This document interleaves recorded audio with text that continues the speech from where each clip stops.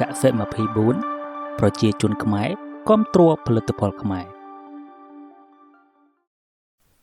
ដើម្បីធ្វើការ log in ទៅកាន់គណនីកសិ24អ្នកទាំងអស់គ្នាមើលទៅខាងលើមានពាក្យថាចូលគណនី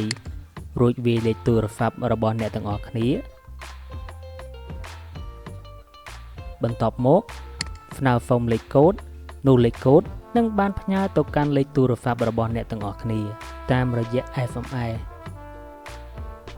នៅកន្លែងនេះអ្នកទាំងអស់គ្នាក៏អាចស្នើសុំម្ដងទៀតបន្ទាប់ពីផុត1នាទី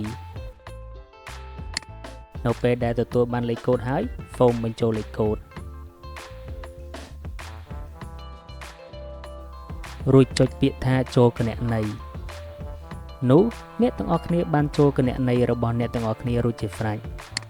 អ្នកទាំងអស់គ្នាអាចคลิกលើលេខទូរស័ព្ទរបស់អ្នកទាំងអស់គ្នានោះវានឹងបង្ហាញព័ត៌មានរបស់អ្នកទាំងអស់គ្នានៅទីនោះ